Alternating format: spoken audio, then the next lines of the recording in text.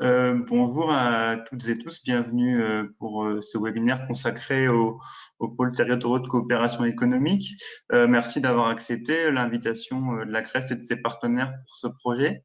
Merci notamment à l'État, la région, l'Institut Gaudin pour avoir initié et porté ce webinaire depuis quelques semaines maintenant.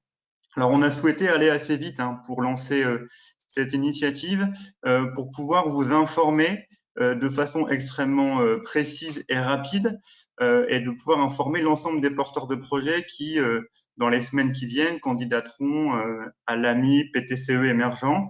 Donc, on a vraiment souhaité aller vite, mais on est depuis le départ dans une approche de long terme.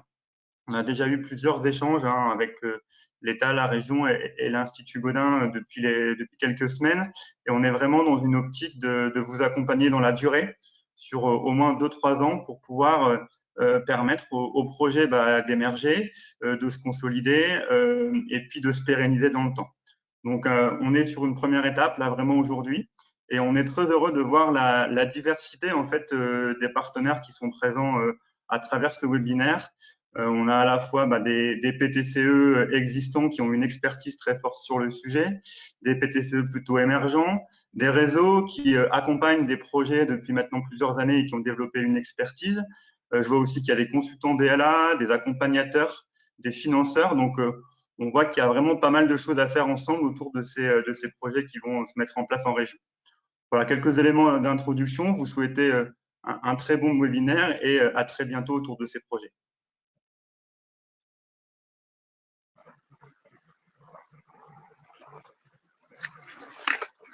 Bonjour à tous. Merci Julien. C'est un tout petit peu trop rapide, Juliette. Merci Julien pour cette introduction. Effectivement, on va parler de l'appel à manifestation d'intérêt qui a été lancé il y a quelques jours par Olivia Grégoire, donc la secrétaire d'État, l'économie sociale, solidaire et responsable. Donc pour ce faire, on accueille Juliette Culot, qui est chargée de projet, donc emploi et formation pour les services de l'État et qui est également correspondante ESS au niveau régional. Du coup, Juliette, voilà, sans plus tarder, tu peux reprendre la parole et commencer ta présentation. Merci, bonjour à tous. J'étais pressée de vous présenter cet appel à manifestation d'intérêt. Si tu peux passer sur la diapositive suivante, Stéphane, je te remercie. Oui. Donc, en soutenant les pôles territoriaux de coopération économique, l'État souhaite engager une dynamique de développement équilibré, une dimension économique qui est créateur, qui va mêler 3 dimensions d'activité et d'emploi, une dimension sociale pour la solidarité, une dimension de solidarité de vie, environnementale et ressources. Ces 3 dimensions, vous les retrouvez déjà dans les projets de 2013 en faveur des PTCE. Donc, c'est une notion qui n'est pas nouvelle, qui est assez ancienne, mais elle prend un écho particulier en temps de crise, puisque ces 3 dimensions, à la fois le développement économique, le social et l'environnemental, sont en fait les 3 piliers du plan de relance qui est déployé actuellement par l'État.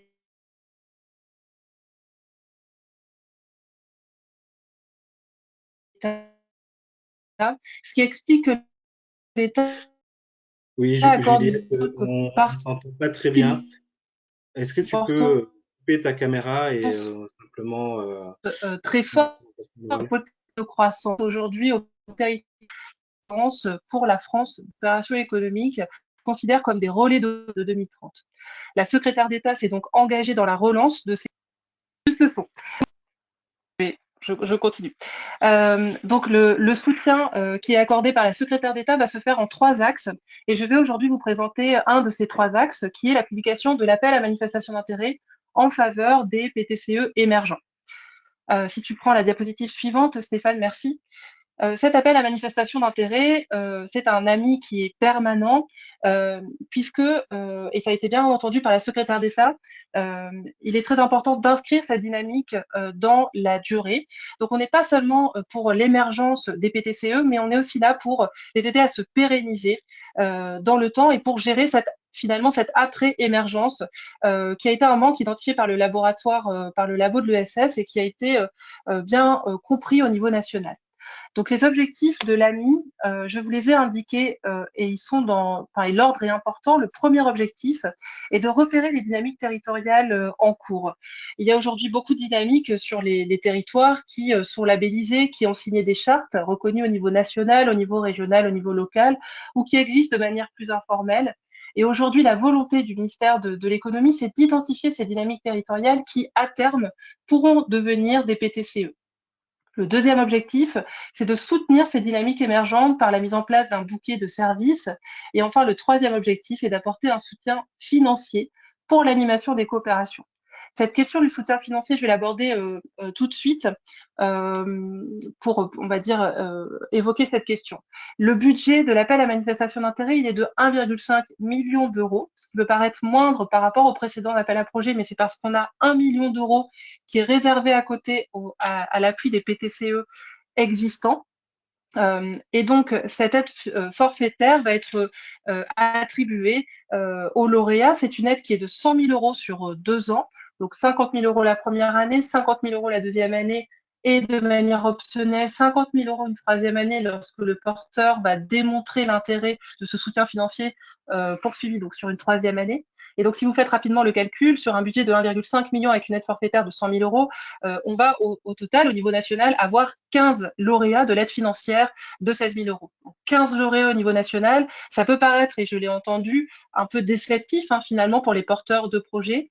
Mais, et la secrétaire d'État insiste dessus, cette AMI, ça n'est pas seulement le soutien financier. Ce qui est vraiment important, c'est la structuration des PTCE et l'appui aux PTCE via le bouquet de services, l'offre de services qui est en train d'être construite. Alors cette offre, comme je dis, elle n'est pas encore mise en place, elle va être annoncée en juillet. Elle est en cours de construction.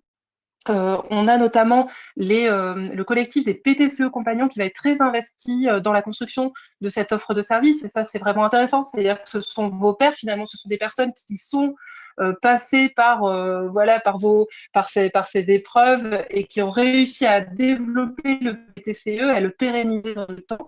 Donc, ce sont eux qui vont apporter les conseils pour développer l'offre de service.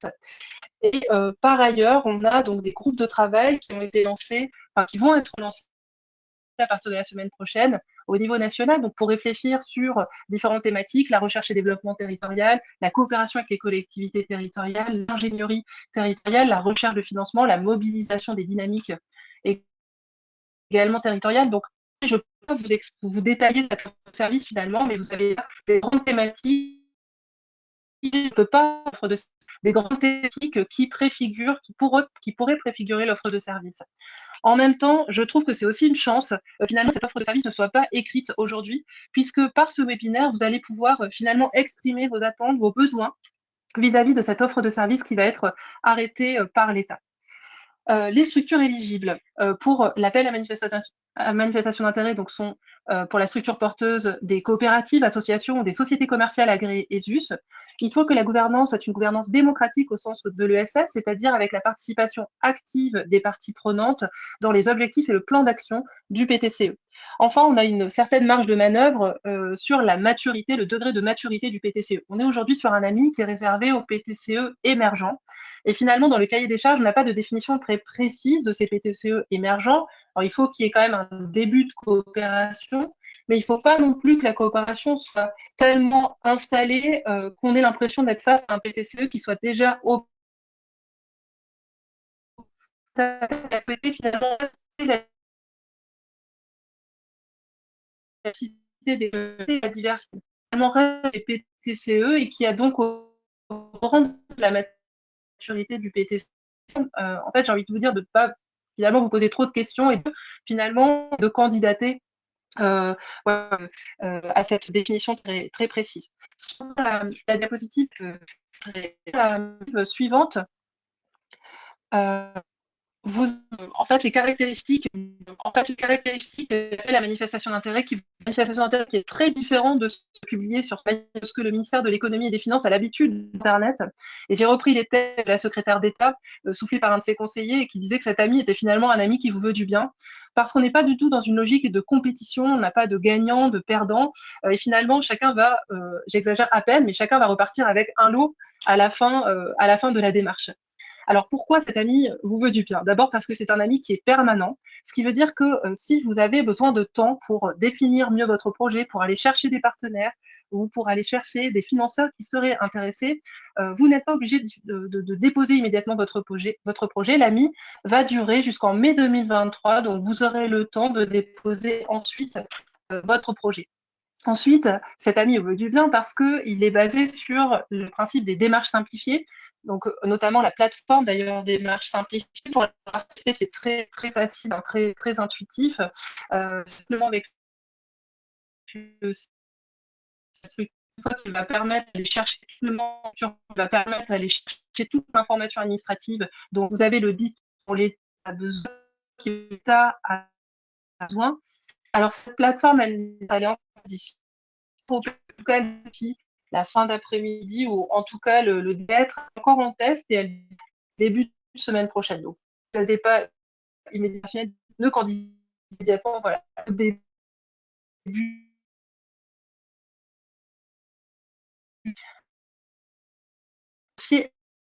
annexe, c'est le ministère de l'économie, des finances et de la relance, c'est que vous devez être capable, sans de remplir ce dossier simplifié,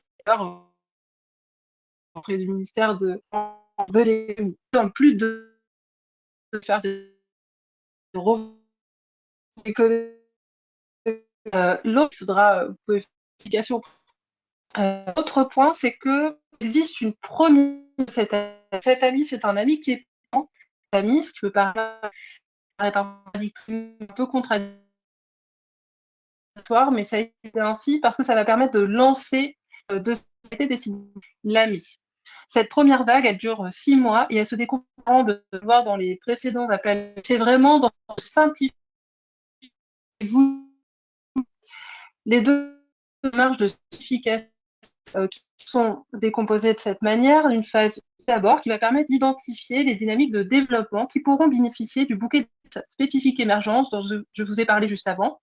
La deuxième phase, parmi les lauréats de la phase 1, vous déposer un dossier, ce qui va permettre de bénéficier d'une aide financière spécifique. De figure des dépenses de fonctionnement, plus pour ça peut être des dépenses financières. Alors, si on prend la diapositive suivante, vous allez avoir ensuite sur la diapositive suivante, il me semble, le calendrier, pardon. Donc, le calendrier de ces différentes étapes vous est détaillé. L'appel à manifestation d'intérêt a été diffusé le 12 mai 2021 suite à la conférence de presse de la secrétaire d'État. Et vous avez donc jusqu'au 23 juin pour déposer votre candidature pour la phase 1.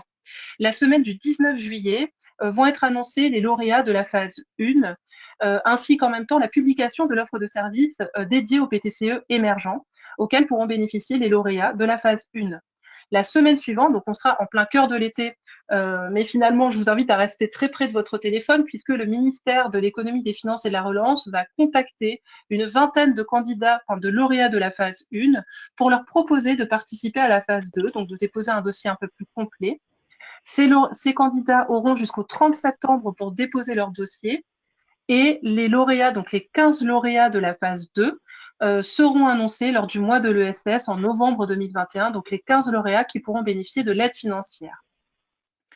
Sur la diapositive suivante, je vous détaille un peu plus le dossier de candidature. Alors, les lignes en violet, c'est vraiment ce qui va apparaître, vous allez voir, dans démarche simplifiée, et c'est vraiment finalement ce qui est indiqué dans le cahier des charges. Donc, il n'y a vraiment aucune surprise au moment de déposer le dossier de candidature. Donc, vous allez avoir le nom du projet qui va être indiqué, la région de France, la structure porteuse et la personne référente du dossier avec ses coordonnées. Donc, c'est une personne que nous pourrons contacter lors de l'instruction pour demander des informations complémentaires. Il y a ensuite un point sur la description de la structure porteuse dans les statuts.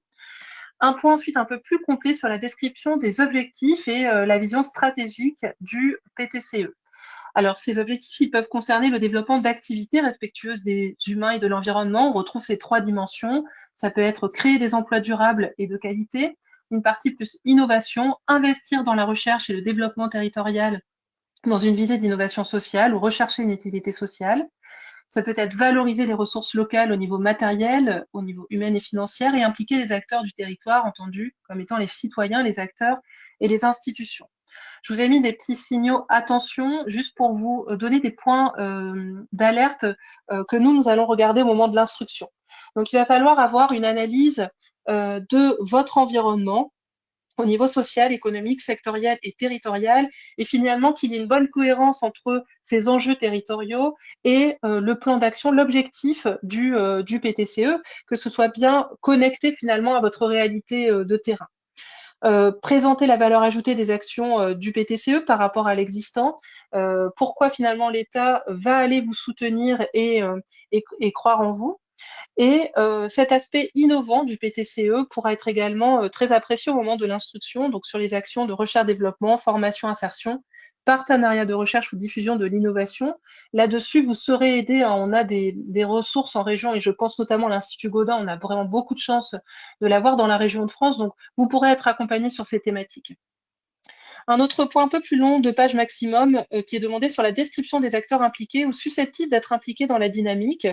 Donc là, il faut qu'on retrouve finalement la composition légale d'un PTCE avec une entreprise de l'ESS, avec une entreprise de l'économie plus conventionnelle et le cas échéant, l'association de collectivités locales, centres de recherche, organismes de formation par exemple. Mettez l'accent sur l'expérience, les compétences, le professionnalisme des partenaires qui vont s'associer à vous. Un point d'une quinzaine de lignes maximum sur le mode de gouvernance, on l'a évoqué, c'est sur la diapositive suivante, avec un mode de gouvernance qui se veut démocratique. Un autre point sur le périmètre géographique. Alors, le ministère de l'économie, des finances et de la relance a indiqué des priorisations géographiques sur les territoires fragiles, que sont les quartiers prioritaires de la politique de la ville, les zones de revitalisation rurale ou les bassins d'emploi désindustrialisés, ou encore les territoires que moi j'ai appelés propices à la coordination, à la coordination, à la coopération, donc des territoires où on a une faible activité économique et où un début de coopération permettrait de créer des emplois.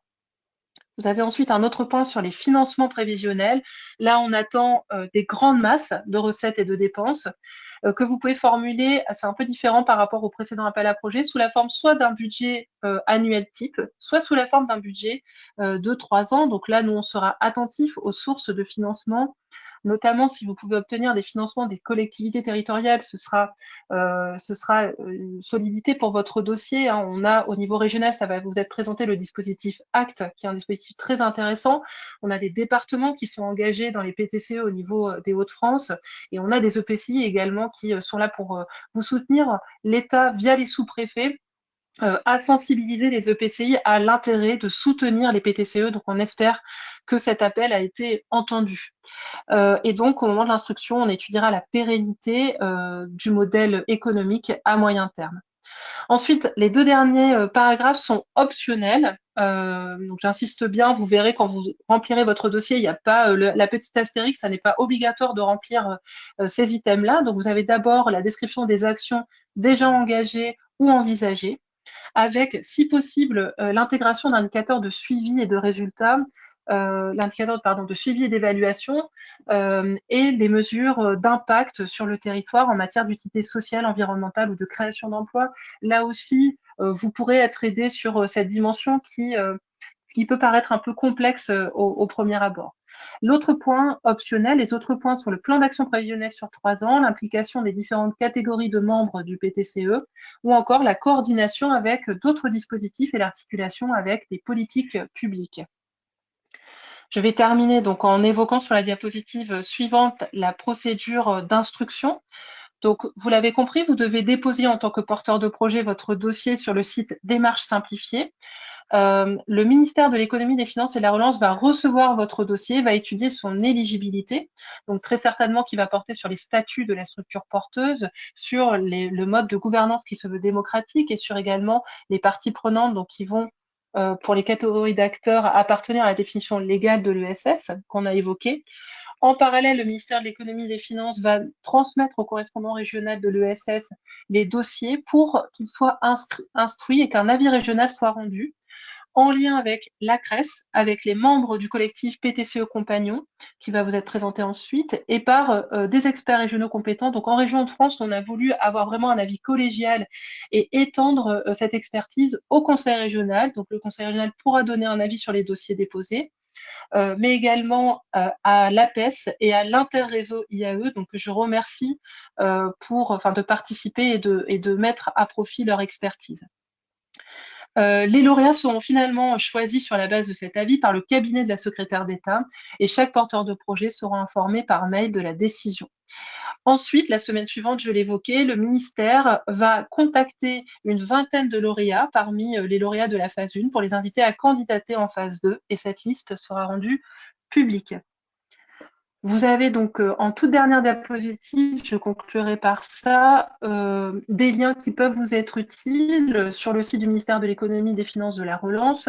Vous avez mes coordonnées, donc je suis la correspondante régionale de l'ESS, donc n'hésitez pas, il est CRES qui est une ressource précieuse pour accompagner les porteurs de projets, surtout vraiment face à candidater, n'hésitez pas à vous signaler, comme je l'indiquais, y aller. Finalement, à la fin, on aura presque que des gagnants. Donc voilà, vous avez tout un cet ami à votre pour vous accompagner.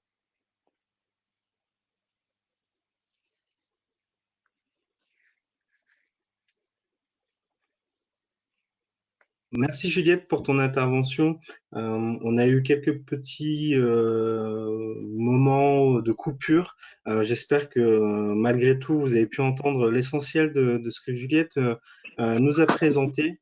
On a partagé également dans le chat le lien vers le kit du webinaire dans lequel voilà, toutes les ressources qui ont été présentées, le planning de l'AMI, voilà, seront, enfin tout est disponible sur le site du SSHDF, il n'y a plus qu'à cliquer sur ce lien pour avoir les ressources.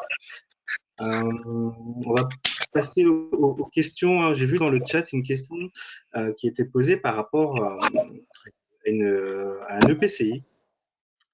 Est-ce que les EPCI peuvent porter un PTCE et postuler à l'AMI avec dans l'idée à moyen long terme de créer une entité coopérative? Alors la secrétaire d'État a indiqué sur ce point que les collectivités territoriales pouvaient être à l'initiative des PTCE, effectivement. Donc la collectivité peut, sur le site donc des démarches simplifiées, déposer en tant que leader de collectif un dossier. Alors, sachant que la structure porteuse doit bien être une association, une coopérative ou une entreprise agréée ESUS. D'accord. Donc du coup, pour répondre à donc c'est Félix de Grave, la collectivité peut être à l'initiative, mais il faut forcément que ce soit une association, enfin une structure. Il y a l'un des statuts qui a été présenté qui dépose en son nom. Merci Juliette. Et il y avait deux autres questions. Donc, est-ce qu'il existe déjà donc des PTCE établis en région Hauts-de-France? Du coup, je peux répondre directement à cette question-là. Enfin, oui, effectivement. Au niveau de la région Hauts-de-France, si on prend les PTCE qui ont été labellisés entre 2013 et 2015 sur les précédents AMI, il y a 3 PTCE qui sont identifiés. Donc on a Initiative et Cité qui porte l'île métropole solidaire sur la métropole lilloise. On a la maison d'économie solidaire du Pays de Bray, pour lequel donc Rachid Safaoui va intervenir tout à l'heure, qui fait partie du collectif des compagnons qu'a évoqué Juliette.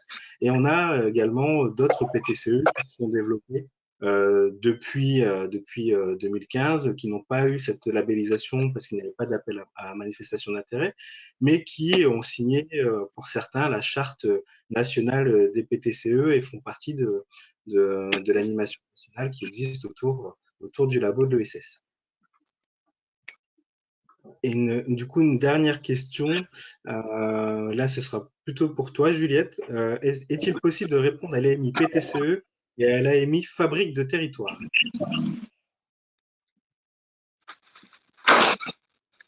Alors, je pense que vous pouvez répondre, enfin, vous pouvez candidater à ces deux avis. Il n'y a pas de raison à ce que ce soit incompatible, il n'y a pas de mention En fait, contraire il dans n'y a pas dans de. le règlement de l'AMI Oui, PTCE. oui. Alors, on a demandé ainsi si la détention de certains labels était ou pas discriminant, et ce terme n'a pas été indiqué par le secrétariat d'État. Donc, a priori, non. D'accord. Et oui, merci Xavier pour le troisième PTCE qui a été labellisé donc lors des précédentes AMI. C'est donc les Anges Gardins avec Terre d'Opale sur l'écopole alimentaire de la région d'Audric. Merci pour le rappel. Il m'était sorti de l'esprit. Du coup, s'il n'y a pas d'autres questions sur cette première partie, je vous propose d'enchaîner avec la suite sur les ressources régionales qui sont complémentaires à l'appel à manifestation d'intérêt. Juliette a évoqué des possibilités de cofinancement de la part d'autres collectivités, des collectivités au niveau régional, département ou de PCI. Aujourd'hui, il y a une politique régionale qui est formalisée, qui s'appelle donc le dispositif ACT, qui permet de soutenir le développement de dynamiques de coopération sur l'ensemble de la région Hauts-de-France. Je vais demander à Quentin Pile de se connecter, d'allumer sa caméra et du coup voilà, de dérouler sa présentation. Quentin, à toi. Bonjour à tous. Alors on va faire un petit test son pour savoir si tout va bien parce que effectivement sur les temps précédents je pense qu'il y a eu quelques brouillages de lignes. Donc j'espère que pour tout le monde c'est bon et que vous m'entendez bien. Si c'est pas le cas, n'hésitez pas à interpeller dans le chat et je couperai la caméra. Merci à la Crèce des Bords pour l'organisation de ce temps dans un quelque part calendrier qui peut paraître serré au regard des candidatures attendues fin de mois prochain sur cet appel à manifestation d'intérêt lancé par le secrétariat d'État, pardon. Il était important dans le cadre de ce webinaire qui vient décrypter à la fois l'AMI de porter à votre connaissance les outils en région qui sont mobilisables parce qu'on ne part pas de rien. On a un écosystème aussi qui est assez engagé sur la question de ces coopérations et de l'accompagnement de ces coopérations territoriales. La région a déployé en 2018 ce dispositif ACT pour accélérateur de coopération territoriale économique sur un constat qui a été partagé avec les acteurs publics et privés, que ces coopérations territoriales sont parfois longues et complexes à mettre en œuvre, que les aides classiques de subventions, de financement sont pas forcément adaptées à ces projets collectifs parce que il y a cette notion de chef de file qu'on a déjà évoqué qu'il faut avoir, il y a cette notion de portage à l'émergence qui est pas forcément ou claire ou qui nécessite parfois que la collectivité porte le projet pour le compte des acteurs privés et publics. Et donc, il y a eu la nécessité forte d'avoir un dispositif de financement spécifique et adapté assez rapidement. À travers ce dispositif, et c'est la slide suivante, je pense, Stéphane, donc l'autre, voilà. Sur les objectifs de ce dispositif, c'était finalement de venir accompagner ces dynamiques qui sont multi-acteurs et qui sont multi-partenaires, parce qu'on sait qu'elles sont des leviers de développement territorial assez importants, à la fois en termes d'emploi, à la fois en termes de nouvelles activités, mais surtout de réponse à des problématiques locales par rapport à des publics éloignés de l'emploi, par rapport à des enjeux très sectorielles sur de la mobilité, sur l'alimentation. Et finalement, c'est par la co-construction, par l'ensemble des acteurs du territoire, collectivités, citoyens, entreprises, acteurs associatifs, entreprises de l'ESS, que collectivement peuvent être apportées des solutions et qui seront très en phase finalement avec les besoins du territoire et des populations. C'est aussi finalement dans ce dispositif, mais c'est partagé dans finalement cette dynamique de pôle territorial de coopération économique, de favoriser tout ce qui aura trait à des idées nouvelles pour le territoire et à des expérimentations en partant finalement des attentions ou des actions des acteurs locaux, mais aussi des citoyens. Et enfin, alors là, c'est plutôt en lien avec les compétences de la région. C'est aussi générer des activités économiques sur le territoire avec, on le sait, des emplois qui seront non délocalisables et donc forcément une pérennité pour le développement du territoire. Et enfin, dans ce dispositif, c'était aussi de se dire qu'il y a des initiatives très intéressantes qui peuvent exister à certains endroits du territoire et qui convient peut-être de déployer sur d'autres avec cette logique d'essaimage possible. Du coup, on en arrive à la slide suivante sur finalement ce que sont les projets éligibles sur ce dispositif qui doivent être appréciés sur différentes phases de la vie de ces projets de coopération. On l'a vu là, comment dire, l'AMI PTCE est finalement ciblé plutôt sur la partie émergente, en tout cas sur le volet avec le levier financier. Sur Act, en tout cas, on a la volonté d'accompagner à toute cette devise ces projets de coopération économique, à la fois sur la dimension émergence, en essayant finalement d'appuyer et d'accompagner par le collectif d'acteurs dans l'identification des besoins et finalement les réponses qui vont être apportées en matière de réponse entrepreneuriale. Est-ce que ça passe par finalement le fait de créer telle entreprise, une entreprise d'insertion par exemple sur un volet mobilité, ou alors de mutualiser un certain nombre de choses, en tout cas mutualiser par exemple un poste pour finalement faire en sorte que la réponse qui est obtenue dans les différents services de chacun des acteurs puisse être coordonnée. Donc ça, c'est un premier biais. Il y a cette idée aussi d'accompagner la structuration de ces dynamiques de coopération, puisque, on l'a dit, dans la phase d'émergence, finalement, il y a la construction qui prend du temps et qui passe finalement par la structuration, la création d'une association, voire d'une SIC, pouvant mener un petit peu ce pôle territorial. Ensuite, cette phase de développement aussi qui est importante, puisque on le connaît, hein, on le sait en tout cas en région, et ça a été évoqué, on a quelques exemples de PTCE existants qui ont été labellisés, ou alors de PTCE qui ne sont pas encore labellisés, mais qui se sont structurés ces dernières années, et qui ont des caps importants dans leur développement, parce que il y a des premiers résultats, il y a la nécessité de franchir de nouveaux caps, peut-être de se diriger sur de nouvelles filières, d'élargir peut-être aussi le territoire parfois.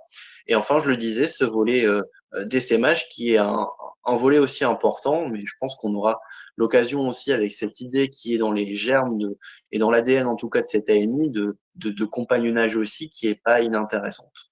Peut-être aussi vous détailler les cibles de cette AMI, parce que ça a été évoqué à travers quelques questions relatifs à la cible éligible de l'AMI. On est bien conscient effectivement qu'il y a des collectivités locales qui peuvent être à l'initiative de ces projets et portent finalement de la dynamique de coopération pour faciliter parfois les choses au début. Donc sur la phase d'émergence, il y a la possibilité à travers Act en qualité de PCI de plus de 15 000 habitants d'être soutenu justement pour essayer de formaliser quelque part ce collectif avec en tout cas ce qui est attendu dans l'accompagnement de cette cible, l'idée qu'à terme on en arrive sur une structuration ou d'une association, une SIC, comme je le disais, sur finalement cette phase de structuration. L'autre cible, finalement, c'est les entreprises de l'ESS, associations, coopératives, qui peuvent aussi se créer, et là, quelle que soit finalement la phase dans laquelle la coopération se trouve. Sur le montant, en tout cas, du financement, et c'est la slide suivante, on a une intervention pour venir finalement soutenir les dépenses d'ingénierie liées à cette animation et cette coordination de la coopération, qui est une subvention donc de fonctionnement. La région interviendra a priori un maximum de 50% des dépenses éligibles. Il y a toutefois une volonté d'être un peu plus significatif en termes de financement dès lors que le projet de coopération est développé dans un territoire rural ou un quartier prioritaire politique de la ville. Enfin, pour mobiliser ce dispositif, je vous invite à nous contacter directement. C'est une adresse mail générique, mais les chargés de mission qui déploient ce dispositif sont derrière cette adresse pour qu'on puisse effectivement convenir d'un échange sans problème relatif à vos projets et voir comment on peut l'accompagner. Et puis, comme l'a précisé Juliette Culot du SGAR, la région sera aussi partie prenante des travaux autour de la sélection de cette AMI, donc aussi d'avoir un regard parfois, de proposer ce dispositif peut-être en relais ou en tout cas en appui des projets que vous pourriez déposer à travers cette AMI PTCE émergent. Voilà. En tout cas, vous retrouverez ces informations dans le kit que la CRES a mis en ligne sur le site esshdf.org. Et puis, avec un certain nombre de ressources aussi, notamment une étude du labo de l'ESS sur les dynamiques de coopération, aussi un précédent webinaire qui avait été réalisé où je suis entré plus dans le détail de la présentation de ce dispositif aussi avec plus d'exemples. La période de réserve préélection ne donnant pas la possibilité de rentrer dans les détails du bilan, en tout cas, qu'on peut porter aujourd'hui sur ce dispositif. Voilà. Merci beaucoup Quentin pour cette présentation. Effectivement, il y a une vraie complémentarité entre ce que propose l'État et la région en Hauts-de-France. Donc ça, c'est vraiment hyper intéressant pour les acteurs de l'ESS qui souhaitent se saisir de cette question-là, mais également pour les EPCI. Et effectivement, dans les questions qui sont posées ou même dans les personnes qui sont présentes aujourd'hui, pour ce webinaire, on voit qu'il y a un vrai engouement de la part des EPCI à se saisir de ce sujet qui est transversal et qui permet de mêler différentes politiques qui sont menées à l'interne de la collectivité. Donc, enfin voilà, ne pas hésiter à prendre contact avec Quentin ou le reste de l'équipe ESS à la région pour avoir des précisions là-dessus. Une question, il y a Quentin sur donc la possibilité pour un EPCI de cofinancer le dispositif ACT avec la mesure 13, donc qui concerne les PAT, plans alimentaires territoriaux, du plan de relance. Alors, j'ai pas le détail de la mesure forcément, donc ça moi je pense avec à des conventions qui peuvent déjà être établies, mais moi je propose qu'on échange directement sur le projet pour entrer dans le détail de la réponse et de la potentialité de cofinancement par rapport à cette mesure. Merci Quentin. Alors je vois pas d'autres questions dans le chat. Peut-être juste avant de passer la parole à l'Institut Godin donc pour la suite de la présentation, simplement vous signaler que vous avez le lien. Donc je vais reposter dans le chat qui était posté juste avant par Yann Jozo, donc pour les démarches simplifiées. Voilà, le lien est actif depuis cet après-midi, donc voilà, n'hésitez pas à l'utiliser pour déposer vos propres dossiers. Je le remets tout de suite dans le chat et ce sera quelque chose, je pense, très utile pour tous les participants. Merci Quentin. Du coup, on va pouvoir passer la parole à Emmanuel Besançon, qui est chargé de recherche et de transfert à l'Institut Godin. Donc l'Institut Godin qui a développé depuis maintenant très longtemps une expertise sur les pôles territoriaux de coopération économique et donc le travail à différents outils, des marqueurs qui peuvent aider les porteurs de projets à se projeter dans leur dynamique collective et également dans l'évaluation de celle-ci. Emmanuel, c'est à toi. Merci Stéphane, bonjour à toutes et tous, j'espère que vous m'entendez bien. Alors peut-être pour, je vérifie, c'est bon. Peut-être pour contextualiser un petit peu l'outil que je vais vous présenter dans les grandes lignes, j'aimerais dire 2 mots sur l'Institut à ceux qui le découvriraient aujourd'hui, mais vraiment très rapidement. À l'Institut, nous avons 2 métiers. Le premier, c'est de produire de la connaissance et de la compréhension par la recherche en sciences sociales. Et le deuxième, c'est de co-construire les conditions de son appropriation, de l'appropriation de ces connaissances à travers la production de méthodes, d'outils ou encore de dispositifs. Et donc l'outil que je vais vous présenter dans les grandes lignes, puisqu'il sera disponible dans son intégralité sur la page dédiée du portail ESS Hauts-de-France, c'est une adaptation de nos outils sur l'innovation sociale et les dynamiques collectives territoriales de type PTCE notamment, une adaptation du coup de ces outils qu'on a adaptés spécifiquement pour l'AMI PTCE. Si tu peux passer à la slide suivante, s'il te plaît, Stéphane. Et donc, on a adapté ces outils pour proposer un outil qui puisse appuyer les porteurs de projets dans leur réponse à l'AMI PTCE, dans l'écriture de leur projet ou plus largement dans la structuration de leur démarche en amont, puisque on l'a vu, l'AMI est permanent. Donc voilà, c'est un outil de type capteur. C'est un terme que l'on emploie pour désigner les outils de questionnement que nous développons, puisque l'idée ici, c'était de formuler un certain nombre de questions à se poser pour pouvoir faire les liens entre les entrées ou les rubriques de l'AMI PTCE et les projets, vos projets ou ceux que vous accompagnez. Ces questions, elles ne sont pas exhaustives. Dans la mesure où il s'agit d'une interprétation, mais elles permettent de guider, de donner des clés de lecture des différentes entrées de l'AMI, parce qu'il n'est pas toujours évident pour les porteurs de projets de bien cibler ce qu'il faut mettre en avant. Et donc, pour vous montrer un petit peu la façon dont il est structuré, si tu peux passer à la slide suivante.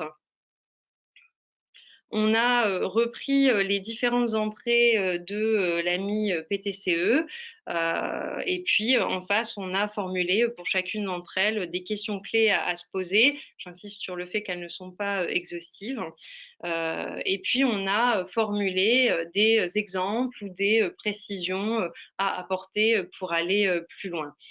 Pour vous montrer ce que ça donne, si tu peux passer à la slide suivante, Stéphane, merci. Bon, c'est tout petit, mais c'est vraiment pour vous montrer, voilà, c'est une capture en fait, pour vous montrer un peu ce à quoi ça ressemble et vous inviter à aller plus loin en allant chercher le doc en ligne. Il s'agit d'un tableau en fait, et donc vous voyez, on a repris les entrées de l'AMI, les questions à se poser et puis quelques exemples ou précisions à apporter. Par exemple, en ce qui concerne les objectifs et la vision stratégique du PTCE ou du futur PTCE, toutes les questions peuvent être posées au futur en fonction du degré de maturité de la dynamique. Mais voilà, un certain nombre de questions clés. Quels sont les constats de départ? Sur quoi s'appuient ces constats? Sont-ils partagés? Et donc là, on peut préciser les choses en s'appuyant sur des diagnostics territoriaux, sur l'expérience des parties prenantes, sur des consultations territoriales qui auraient pu être organisées, soit par leurs porteurs de projets, soit par les collectivités, etc. Des axes thématiques ou de développement ont-ils été identifiés? Comment ces axes ont-ils été identifiés? Vous avez sur la droite un certain nombre d'exemples.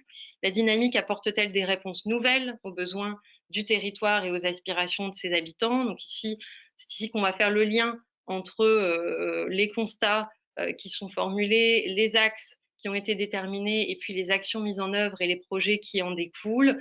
C'est ici aussi qu'on va pouvoir mettre en avant la question des expérimentations, de la diffusion d'innovation, les partenariats de recherche dans une optique de recherche et développement, ou encore la participation des acteurs socio-économiques et des habitants à la formulation de ces besoins et peut-être à la proposition des solutions à leur apporter. En quoi la dynamique participe-t-elle au développement et à la création d'activités et d'emplois durables? Vous avez encore un certain nombre d'items pour vous guider dans ces questions. La dynamique concourt-elle à valoriser le territoire, à renforcer l'identité du territoire, par exemple en mettant en avant des savoir-faire, des compétences propres au territoire, en valorisant ou en préservant le patrimoine, qu'il soit naturel, culturel, bâti, etc. etc. Voilà, vous avez encore une autre, si tu peux passer à la slide suivante, un autre extrait. Vous voyez, on reprend les items, acteurs impliqués, mode de gouvernance, périmètre géographique et ancrage territorial. Il y en a 9 en tout. Il y a aussi la question de l'implication des membres, de la mise en réseau et de l'articulation avec d'autres dispositifs de politique publique nationale ou locale, et puis la question du financement prévisionnel.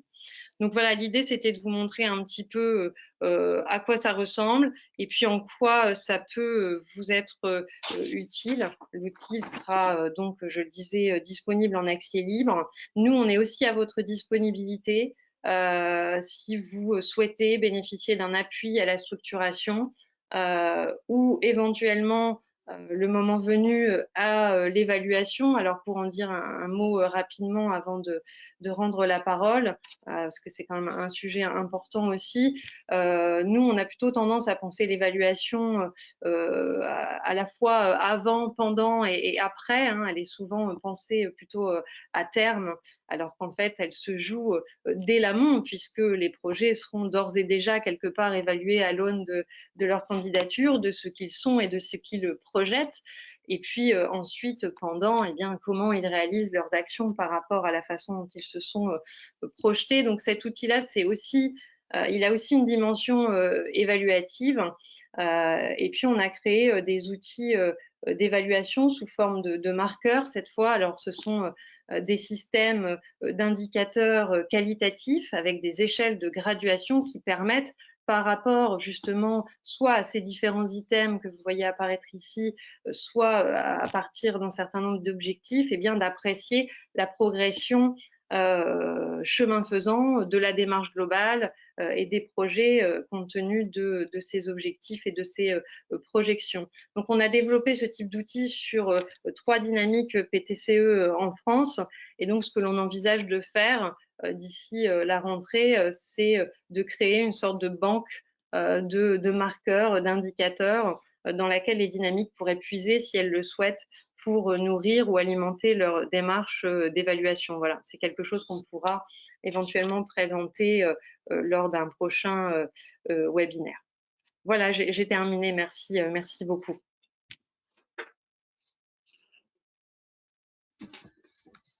Merci Emmanuel du coup pour cette présentation. Alors j'ai pas de questions particulières dans le chat, mais pour que les choses soient bien claires pour tous. Hein, donc il y a cette possibilité d'aller chercher l'outil sur le site SSHDF hein, dans le kit du webinaire. La possibilité donc de piocher parmi les indicateurs qui parle aux différents porteurs de projets. Et s'il y a besoin d'aller plus loin, la possibilité également de faire appel à vous au niveau de l'Institut pour un accompagnement un peu plus personnalisé. Hein. C'est bien ça? Oui, exactement, c'est tout à fait ça. Il est également prévu, je crois qu'il soit disponible en ligne sur le site du ministère à côté de l'ANI. Mais effectivement, c'est tout à fait ça. Merci. Très bien résumé, Stéphane. Merci beaucoup. Ça va, j'ai bien suivi. Merci Manu pour cette présentation. Donc, bon, s'il n'y a pas de questions, on va pouvoir passer à la dernière partie qui est celle concernant donc les compagnons. On a évoqué tout à l'heure un appel à manifestation d'intérêt qui se composait de plusieurs entrées. Hein, la possibilité d'avoir du financement, du repérage de projets, mais également une offre de services, un bouquet de services qui se construit en ce moment même. Et donc, une partie des anciens PTCE labellisés ont décidé de s'arrêter un petit peu en chemin, de réfléchir collectivement à la manière dont ils pourraient accompagner certains projets. Voilà, ils sont passés par différentes épreuves tout au long de leur vie de PTCE, et donc voilà, pouvoir faire bénéficier de leur expérience des dynamiques un peu plus jeunes, voilà, pour les aider à surmonter les difficultés qu'ils pourraient rencontrer, ou même tout simplement développer les activités de la manière la plus simple et la plus efficace possible. Donc, pour parler de ce point, j'invite donc Rachid Cherfaoui à activer sa caméra. Donc, Rachid Cherfaoui, qui est le président donc, de la Maison de l'économie solidaire du Pays de Bray, PTCE labellisé en 2013, si je ne dis pas de bêtises. Tu me corriges, Rachid, si je me trompe. Et je te laisse la parole pour présenter le projet de compagnon. Oui, bonjour à tous. Voilà, vous m'entendez parce que moi je me vois pas, etc. Mais tout roule. Stéphane, c'est OK? On t'entend, tout va bien. OK, super. Bon, donc, effectivement, je suis Rachid Cherfaoui et on a d'abord initié cette démarche de PTCE en 2012-2013. Et donc, on a appris un certain nombre de choses. Et quand il s'est agi là, de faire une relance sur les PTCE, ça nous a paru plutôt pas mal.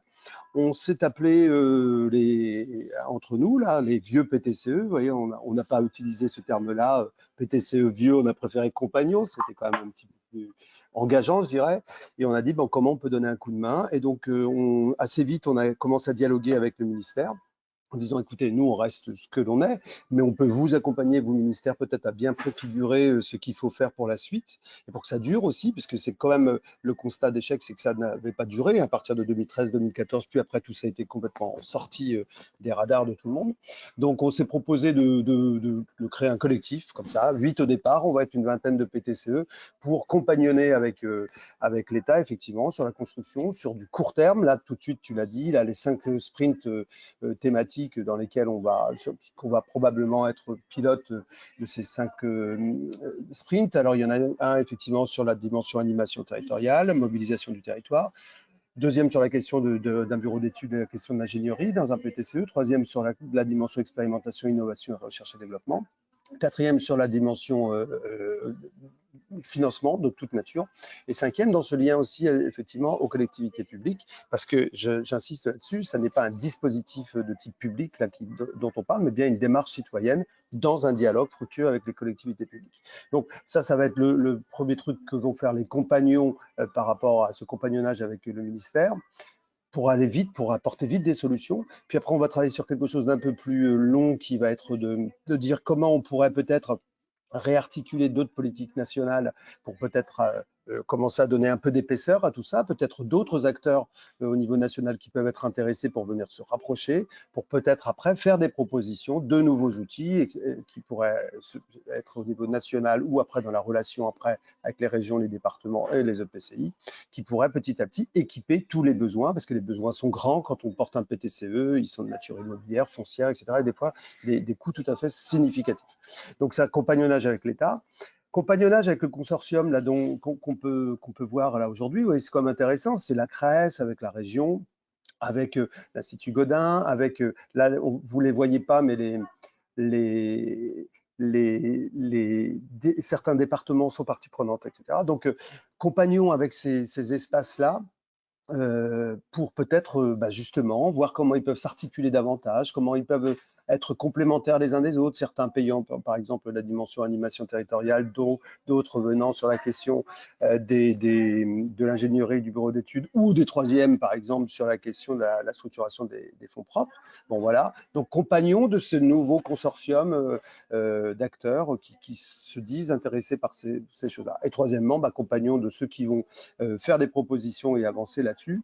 Donc on essaiera de se donner du temps. Certains déjà moi m'ont appelé. Je sais que dans d'autres régions, un certain nombre de personnes appellent les PTCE compagnons pour dire bah, quoi, comment, c'est quoi, etc. Bon. Et donc, on aimerait aussi pouvoir trouver une modalité pour pouvoir compagnonner entre nous sur du long terme. D'abord pour peut-être aider, de par notre expérience, à éviter des bêtises que nous avons faites nous-mêmes et à structurer. Puis, pourquoi pas, en un deuxième temps, mutualiser, etc. Des ressources ou à croiser des expériences entre nous. Voilà un peu le fond de la position. Alors, j'ai dit, on n'a pas choisi PTCE vieux, mais en fait, dans tous ceux qui se disent compagnons, sont quand même des gens qui ont à peu près 10 ans d'expérience sur cette question. J'ai dit compagnons, mais je pourrais dire aussi aiguillons, parce que nous, on souhaite à continuer à titiller les uns les autres pour dire, est-ce qu'on ne pourrait pas faire une nouvelle convention entre la région et les communautés d'agglo, par exemple, pour faciliter peut-être des choses, faites-le, etc. Donc, on est aussi, on se veut en tout cas très, très indépendant de ce point de vue-là et de continuer à être des PTCE également compagnons, aiguillons. Je crois que c'est pas mal pour que ça reste juste de la bonne manière positionnée sur le territoire. C'est bien d'abord une démarche citoyenne qui doit trouver des nouvelles relations avec la force publique et les entreprises, parce que c'est pas non plus toujours très simple. Voilà un peu le fond de ce que je pourrais dire sur les compagnons. Et donc cette démarche-là qu'on vit ici en Haute-France, elle va être partagée partout en France à peu près de la même manière. En tout cas, c'est ce qu'on souhaite. Qu'est-ce que tu... Alors, j'ai juste mis un petit lien que peut-être, Stéphane, tu pourras partager, parce que nous, notre PTCE est parti du Pays de Bresse, 16 000 habitants, vous voyez, bon, un petit machin, sauf que quand même, ça a participé à créer 400 emplois. On a 400 salariés aujourd'hui dans le groupe Maison d'économie solidaire. Et on a élargi cette démarche de PTCE sur le Beauvaisis, et donc, il y a un lien qui montre, là, les 13 entreprises qui sont en train de sortir de cette démarche-là, et qui explique aussi un petit peu le processus. Et peut-être, j'ai pensé, Stéphane, tu me diras le contraire si tu penses le contraire, mais que voilà, vous pouvez peut-être jeter un petit coup d'œil sur ce lien et je pense que vous comprendrez mieux de la manière dont ça s'est organisé en phase d'émergence. Est-ce que c'est déjà en train de produire? Voilà. Donc, c'est pour ça que j'ai pas, vous n'avez que ma tête et j'en suis désolé et je n'ai que celle-là, donc je ne peux rien vous proposer d'autre. Merci Rachid. Avant de passer aux questions, effectivement, on va diffuser la première vidéo des pitchs d'émergence Beauvaisis. 3 minutes, comme ça vous laisse aussi le temps de poser vos questions dans le chat. Mais effectivement, le lien et les vidéos se trouvent sur le kit du webinaire, donc vous allez retrouver toutes les informations au même endroit. Alors, je vais juste basculer pour partager la vidéo. Hop, c'est parti.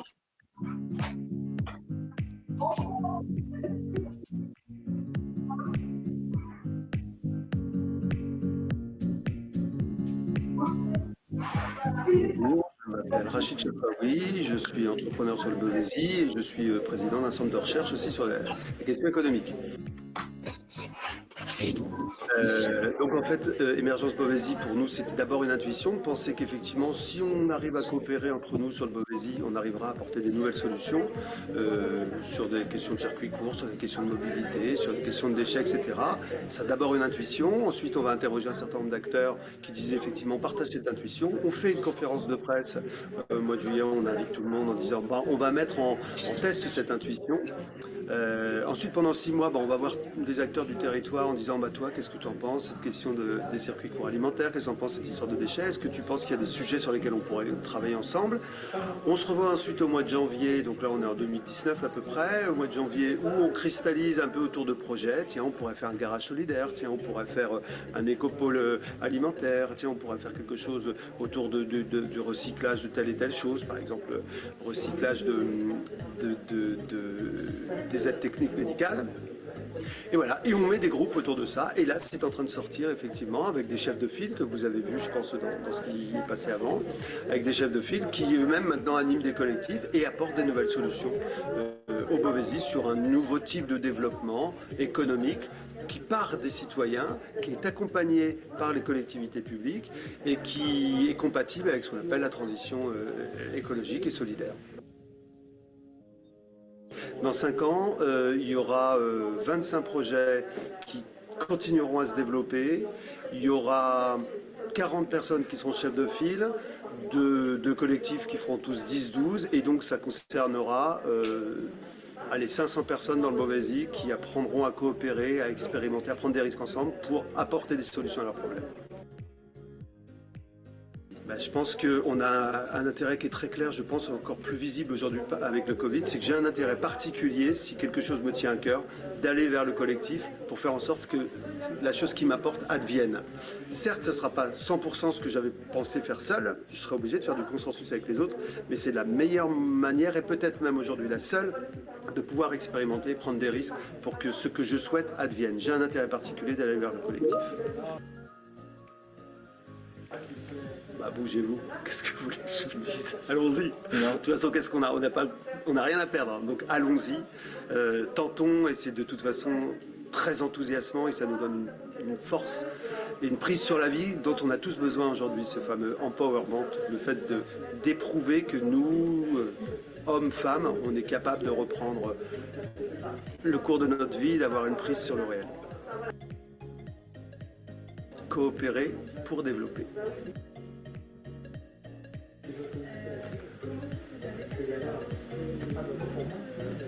Je crois que c'est difficile d'enlever l'un de l'autre parce que la première ressource d'émergence, c'est le Beauvaisis, les gens du Beauvaisis. Donc j'ai du mal à faire la part des choses. Je crois que c'est l'un et l'autre, les gens du territoire, leur écosystème, la vision qu'ils partagent du territoire sur lequel ils vivent, de la vie qu'ils veulent mener sur ce territoire dans les années qui viennent. Donc émergence et Beauvaisis.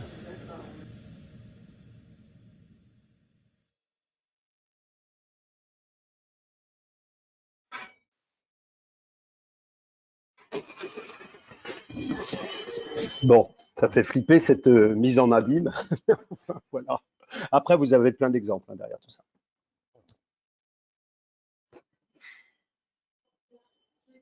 J'ai fini, moi. Qu'est-ce que vous attendez d'autre chose que de moi? Non, écoute, c'est très bien. Si tu n'as plus rien à dire, je ne veux pas te forcer à parler. Non, mais en tout cas, on voit bien l'esprit de la démarche, hein, de rendre un peu ce qu'on a pu vous donner et aussi partager un peu comme les vieux sages que vous êtes, hein, avec un peu plus d'une dizaine d'expériences sur les PTCE, de se dire voilà, on peut faciliter le cheminement des autres, alors on y va collectivement. Et ça, c'est vraiment l'esprit du PTCE. Une question pour toi, Rachid, je pense, peut-être pour Juliette, hein, concernant les vieux PTCE. Donc c'est Initiative et Cité, hein, qui a la volonté de contribuer au projet de compagnons. Quelles sont les modalités pour pouvoir vous rejoindre dans cette aventure?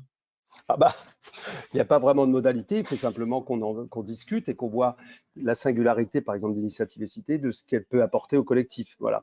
C'est vrai que je ne l'ai pas dit, mais sur, par exemple, le sprint thématique mobilisation, bah, c'est Archer et c'est Christophe Chevalier qui a fait Startup de Territoire et qui est un expert sur ça, qui animera cette question. Sur la question ingénierie, c'est donc le cluster Jura et Pierre-François qui animera parce qu'ils sont voilà, très pointus. Bon, moi, c'est la recherche et développement.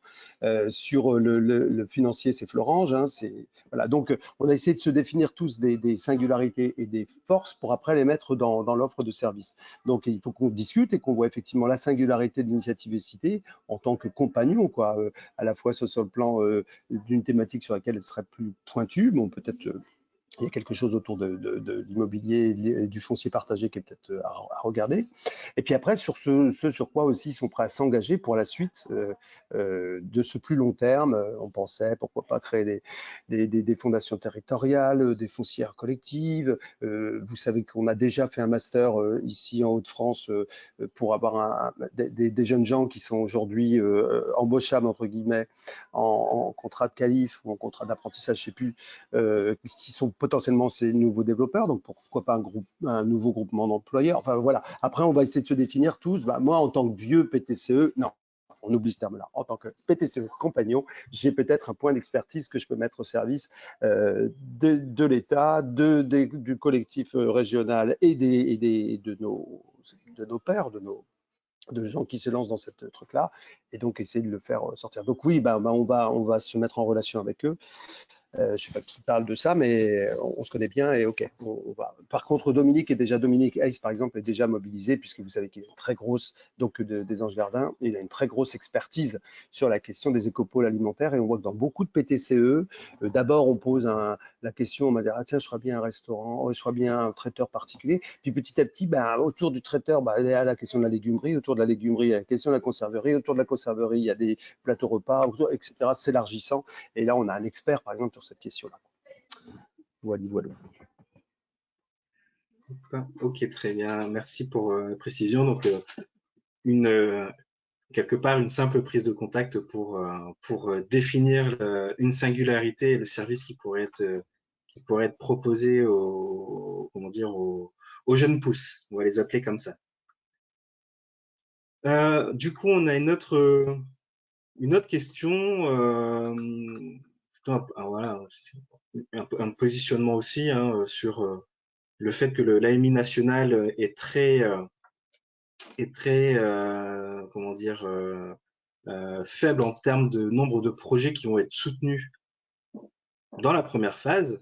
Donc, c'est une quinzaine de dossiers, une vingtaine de dossiers qui vont être retenus au niveau national. Et se pose la question de la coopération territoriale, mais à l'échelle de la région. Alors, je ne sais pas qui parmi nous est en capacité de répondre à cette question, mais voilà, est-ce qu'il faudrait pas penser une mutualisation des moyens à l'échelle des projets de la région Hauts-de-France pour arriver à avoir le soutien de l'État. Est-ce que Juliette, peut-être tu as une réflexion à nous partager là-dessus, ou peut-être même Rachid, comment tu peux voir les choses par rapport au projet qu'on avait pu porter il y a quelques années également, voir si c'est des choses qui sont intéressantes. Bon, pour ce qui nous concerne, après Juliette, peut-être vous pourrez reprendre la parole. Pour ce qui nous concerne, nous on pense que si on initie, 3 millions sans déconner, c'est pas beaucoup. On est bien d'accord. Bon, ceci dit, soit on dit c'est pas beaucoup puis on en reste là, soit on considère que c'est le début de quelque chose. On pense que à partir de cette visibilité, de cette envie, surtout s'il y a beaucoup de feedback, s'il y a beaucoup de territoires et puis des entrepreneurs avec des associatifs, avec des communautés de communes qui disent nous on est quand même intéressés par cette démarche-là. S'il y a quelque chose à voir, on peut penser qu'on peut orienter une partie des politiques publiques et des politiques économiques des entreprises. Le premier temps, on va essayer de rapprocher de cette AMI nationale des banques, des fondations sur le plan national qui pourraient peut-être être intéressées d'une manière ou d'une autre. Et on verrait si après, on peut se servir finalement de ce premier levier comme étant quelque chose qui s'amplifie et qui pourrait repartir du national. Mais on peut faire la même chose aussi en local. Alors, en local, c'est-à-dire au niveau des Hauts-de-France. Je sais que la Caisse d'épargne, par exemple, à travers sa fondation, pourrait être intéressée. Je sais que le Crédit Agricole pourrait être intéressé. Il y a des mutuelles et des coopératives chez nous qui sont intéressées. De la même manière, on pourrait peut-être après avoir aussi une communauté de communautés de communes ou de communautés d'agglos qui pourraient aussi se dire on pourrait peut-être mettre un peu de moyens en commun. Donc, je crois que l'enjeu pour nous, c'est effectivement de considérer que c'est plutôt un truc de démarrage et d'essayer de créer un espace stratégique régional, puisque bon, là je comprends qu'on est au niveau de la CRES, qui pourrait se dire comment moi je peux apporter ma quote-part à ce machin-là, qui pour payer de l'animation, qui de l'ingénierie, ou qui après toutes les questions qu'il y a sur les capitaux propres, la recherche et développement et les investissements. Et peut-être que là, à partir de là, on aura quelque chose de beaucoup plus significatif et de beaucoup plus accélérant l'ensemble des process. On a vu aussi que dans beaucoup d'entreprises aujourd'hui, elles sont prêtes à venir nous rejoindre. Et donc, des entreprises de territoire qui, des fois, faisaient juste un peu de sponsoring une fois de temps en temps parce qu'elles connaissaient l'assaut, machin, sont prêtes à s'engager beaucoup plus avant. Et on voit que ça, c'est aussi un gros phénomène d'accélération. Et pour aller plus vite, au départ, peut-être que ces entreprises, c'est quel cas à la Maison d'économie solidaire, rentrent comme coopérateurs dans la SIC, mais après, on peut commencer à imaginer quelque chose qui serait par exemple une fondation territoriale, et là où les citoyens pourraient même mettre des sous, et là, on a aussi un expert de ça dans les compagnons avec les femmes de FIJAC. Et donc voilà, je crois qu'il faut le penser comme le début de quelque chose pour à terme pouvoir avoir beaucoup plus de moyens pour développer cette nouvelle économie par le bas, par les citoyens, par l'expérimentation et l'innovation. Et c'est vrai qu'on ne peut pas dire à l'avance ce qu'on va faire demain. Voilà. Mais on voit que si on configure tout ça, il y a quand même pas mal de chances que de choses intéressantes sortent de ça. Donc voilà comment je pense qu'il faut voir cette question-là de la stratégie globale et l'articulation des moyens des uns et des autres. Merci Rachid. Juliette, tu as peut-être une réponse à apporter à cette question? Oui, je veux bien compléter. Merci beaucoup là pour l'expertise de Monsieur Charfaoui qui est là aussi nous est très précieuse. Je pense que les PTCE, voilà, ça part vraiment du terrain, ça part du local. Donc avant de penser régional, il faut d'abord voir les ressources qu'on a au niveau local, voir les dynamiques, les parties prenantes, voir les bonnes initiatives qu'on a au niveau local et construire ce projet. Nous ensuite au niveau régional, on va grâce finalement à cet ami, heureusement qu'il est là, pouvoir finalement identifier les projets qui sont prêts là, à être lancés, voir les besoins qui existent sur les territoires. Alors nous, on en connaît déjà, on a des petites intuitions, mais on va voir finalement qui va déposer là son dossier et en fonction de ça, on va pouvoir finalement pouvoir effectivement au niveau régional et même au niveau national, les choses. Ah, je crois qu'on t'a perdu, Juliette.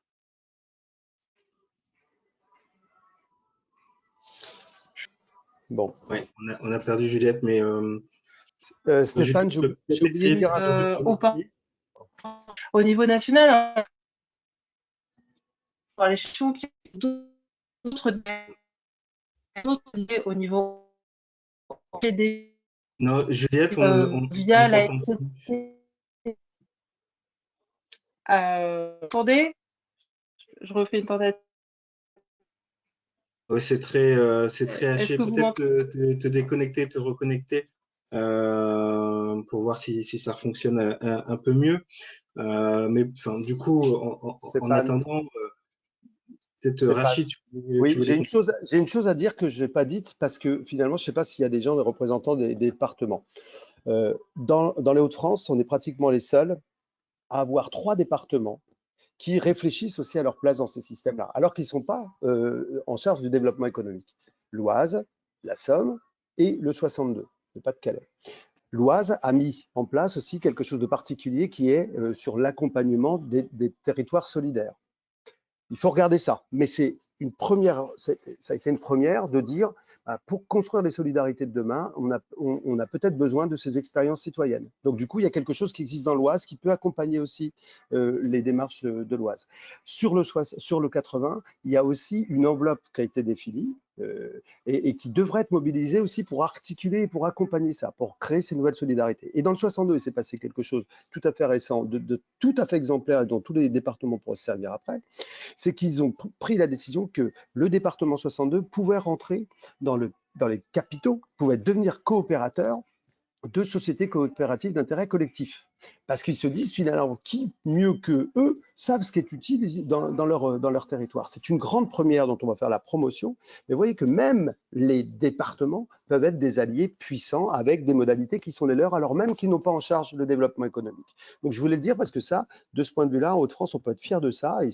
Et il faut peut-être que les gens des départements assument davantage ou portent davantage cette vision de dire les PTCE, c'est aussi des nouveaux laboratoires des futures solidarités. Merci Rachid. Alors Juliette, est-ce que tu as pu revenir parmi nous? Est-ce que vous m'entendez? Oui. Ah, est-ce que vous m'entendez? Oui, merci. Alors, je ne sais pas où ça a coupé, excusez-moi. Je disais juste qu'on va voir les projets qui vont être déposés dans l'AMI, on va voir les besoins. Et au niveau régional, au niveau même national, on a une réflexion qui est engagée pour coordonner les dispositifs, pour aller voir en interministériel, par exemple, auprès de l'Agence nationale de la cohésion des territoires ou autres, quels sont les moyens qu'ils pourraient mettre à disposition. Finalement, comment pour avoir un levier d'action plus puissant en allant chercher ces autres financements pour pouvoir finalement amplifier cette enveloppe qui pour l'instant oui, est de 1,5 million d'euros. Donc on aura cette réflexion au regard notamment des projets déposés dans le cadre de l'AMI. Merci Juliette pour le complément de réponse. Et c'est vrai que on peut estimer que c'est très peu, 1,5 million d'euros au niveau national, mais comme l'a précisé Rachid aussi, c'est pas une fin en soi l'appel à manifestation d'intérêt de l'État. effectivement, c'est du bonus d'avoir ce financement assuré sur 2 ans, avec une 3e année optionnelle pour animer, structurer un PTCE et animer la démarche sur le territoire. Mais à côté de ça, il y a quand même pas mal d'outils qui sont développés aux différents échelons de la vie publique, hein. Ça part de la ville et ça va jusqu'au niveau régional, hein. On a eu la présentation du dispositif ACT tout à l'heure.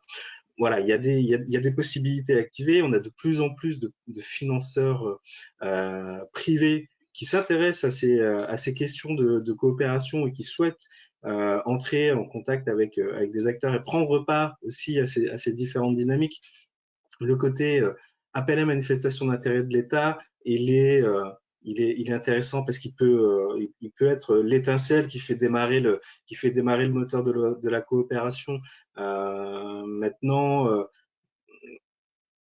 la coopération, elle peut se faire de différentes manières. C'est bien d'avoir ce levier financier qui permet d'avoir de l'ingénierie en interne, de pouvoir recruter un chef de projet et voilà, quelqu'un qui va être vraiment à l'animation permanente de cette démarche-là.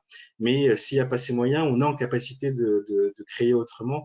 Et les PTCE qui sont développés en région hors labellisation des précédents AMI, ces PTCE se sont développés, ont trouvé des alternatives pour intéresser d'autres partenaires, pour intéresser d'autres parties prenantes également, étoffer le collectif autour d'eux, de manière à trouver des nouvelles modalités d'animation et ensuite trouver des moyens pour mettre en place les actions en direct sur le terrain pour répondre aux besoins du territoire qui ont été identifiés. Donc d'un côté, on va avoir une enveloppe quelque part pour la structuration de l'animation et de la coopération et l'animation du collectif, mais à côté, il y a déjà un arsenal d'outils financiers à destination des acteurs de l'ESS qui existe, qui doit être mobilisé aujourd'hui. On peut toujours en faire un peu plus, mais si on arrive à mobiliser ces outils, on a à la fois d'un côté la structuration de la coopération et de l'autre côté la structuration des actions et la réalisation concrète sur le territoire. Et c'est sur ça qu'il faut réussir à jouer. Et donc le fait de pouvoir avoir un investissement privé, mais ça part aussi des acteurs que vous êtes, hein, de se dire je suis une collectivité, comment je mets au pot, je suis un acteur engagé, comment je mets au pot, en plus du financement public. Il y a toute cette réflexion-là à mener pour avoir un modèle économique qui tienne la route sur le moyen long terme et pour réussir à avoir les moyens de ses ambitions. Et c'est la raison pour laquelle on a gardé justement 1 million au niveau national pour qu'il serve de levier. Et moi, j'aimerais bien que ce million se traduise en 5, 6, 10 millions qui puissent après redescendre sur les fonctions qui seront nécessaires aux uns et aux autres. Donc, c'est pour ça que ça se fait en 2 temps. Hein. Voilà. Oui. Et donc, voilà, il y a quelques petites, pas questions, mais remarques, précisions qui sont posées dans le chat, et notamment sur ce que peut faire le département du Pas-de-Calais vis-à-vis des SIC. Hein. On voit que là, sur le Lensois, donc bassin minier, et ensuite on est plutôt sur le, je ne vais pas dire de bêtises, mais un peu plus sur la côte, avec le Jarmoire. Voilà, il y a différents projets qui sont déjà soutenus dans ce cadre-là. Nous, on travaille aussi avec le conseil départemental de la Somme pour amener ces nouveaux outils, ces compléments financiers aussi qui vont arriver dans les prochains mois. Donc voilà. En région France, il y a un écosystème qui se mobilise pour faire en sorte que on soit dans une démarche qui soit partagée, pas uniquement des fonds venant de l'État, mais une mobilisation générale. Bon, étant donné qu'il n'y a plus d'autres questions dans le chat, je vais simplement vous remettre très rapidement le calendrier que vous allez pouvoir retrouver sur la plateforme, comme tout à l'heure. Ça, il n'y a pas de souci à ce niveau-là. Donc, un dépôt des candidatures pour la phase 1 au 23 juin. Vous avez le lien désormais pour déposer votre dossier donc, sur la plateforme Démarche simplifiée. Voilà. Et vous avez les différents critères pour pouvoir y répondre. Vous avez les outils de l'Institut Godin ces différents capteurs qui vont vous permettre de vous positionner dans la construction de votre projet.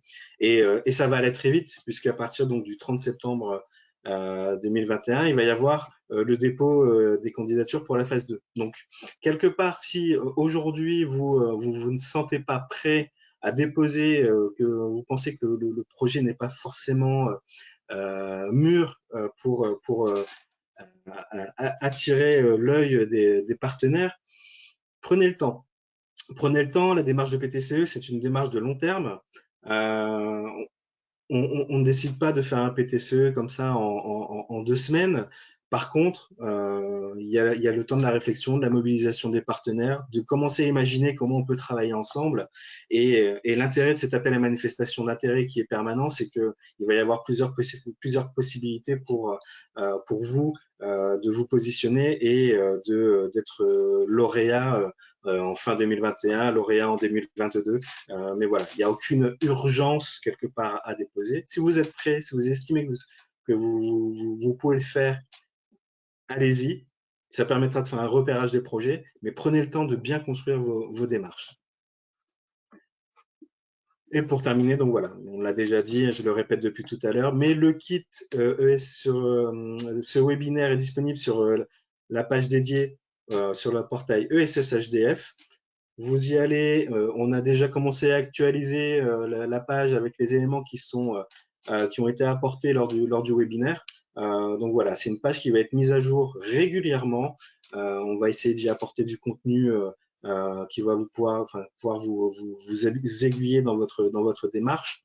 Donc voilà, n'hésitez pas à consulter régulièrement cette page, voir ce que vous pouvez trouver et comment vous pouvez mobiliser ces ressources. Voilà, il ne me reste plus qu'à vous remercier toutes et tous pour votre mobilisation aujourd'hui. On reste disponible, vous avez les coordonnées utiles pour nous poser toutes les questions et voir comment on peut travailler ensemble par la suite pour vous aider à monter ces démarches. Je vous souhaite une bonne après-midi, un bon week-end en avance et à très bientôt.